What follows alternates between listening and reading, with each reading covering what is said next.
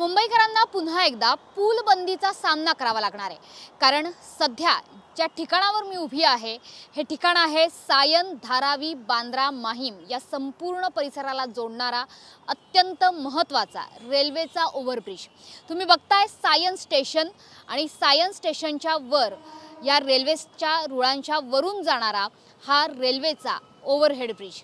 हा सायनच्या संपूर्ण परिसराला धारावीशी तर जोडतोच, मात्र त्यासोबतच पूर्व द्रुतगती मार्गाला पश्चिम उपनगरांशी जोडणारा एक महत्त्वाचा दुवा म्हणून हा पूल ओळखला जातो। मात्र 110 वर्ष जुना असणारा हा पूल आता लवकरच पाडला जाणार आहे, ते म्हणजे मध्य रेल्वेच्या एका महत्त्वाकांक्षी कामासाठी, एका महत्त्वाकांक्षी प्रकल्पासाठी। हा प्रकल्प आहे 5व्या आणि 6व्या मार्गिकेचं विस्तारीकरण लवकरच होणार आहे आणि या 5व्या आणि 6व्या मार्गिकेच्या कामासाठी हा रेल्वेचा ओव्हरब्रिज हा तोडावा लागणार आहे, कारण मध्य रेल्वेला तेवढी मोठी जागाही अपेक्षित आहे। पूर्व द्रुतगती मार्ग आणि धारावी, माहीम, वांद्रे यांना जोडणारा हा 110 वर्ष जुना असा सायनचा रेल्वे ओव्हरब्रिज हा मुंबईतला एक महत्त्वाचा दुवा मानला जातो, कारण पश्चिम उपनगरांना पूर्व उपनगरांशी हा थेटपणे जोडतो। मात्र हा पूल लवकरच बंद करण्यात येणार आहे। माहीमची जत्रा सध्या सुरू आहे। माहीमची ही जत्रा येत्या 4 तारखेपर्यंत चालेल, मात्र येणाऱ्या 4 तारखेनंतर कधीही मध्य रेल्वेकडनं हा पूल बंद केला जाऊ शकतो। वाहतुकीसाठी तर हा बंद केला जाईलच, मात्र त्यासोबतच काही दिवसांमध्ये हा पूल पाडला सुद्धा जाईल। मात्र माहीमची जत्रा संपल्यानंतर नेमक्या कोणत्या तारखेपासून हा पूल बंद करण्यात येईल याचा निर्णय अद्याप मध्य रेल्वेने घेतलेला नाहीये, त्याच्यामुळे तशी तारीख सुद्धा जाहीर झालेली नाहीये।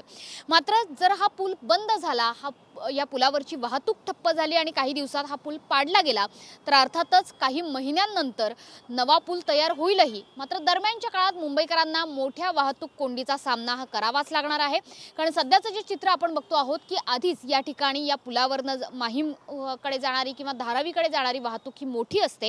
मात्र जर हा पूल पाडला गेला तर पर्यायी वाहतुकीचे 3 मार्ग हे उपलब्ध करून देण्यात आलेले आहेत। यामध्ये कुर्ला मार्गे सांताक्रूज चेंबूर लिंक रोडने पूर्व द्रुतगती मार्गाकडून आपल्याला पश्चिम उपनगरांकडे जाता येईल।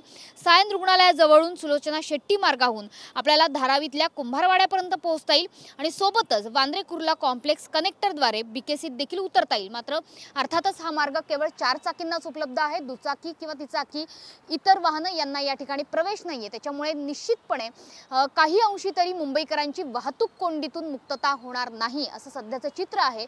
आणि पुन्हा एकदा काही महिन्यांकरता नवा पूल तयार होईपर्यंत मुंबईकरांना पूलबंदीचा सामना करावा लागणार आहे।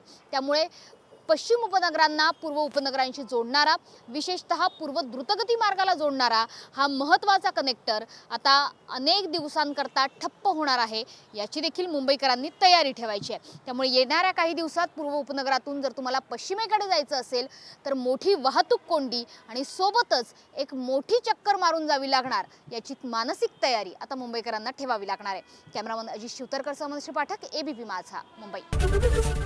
एबीपी माझा, उघडा डोळे बघा नीट।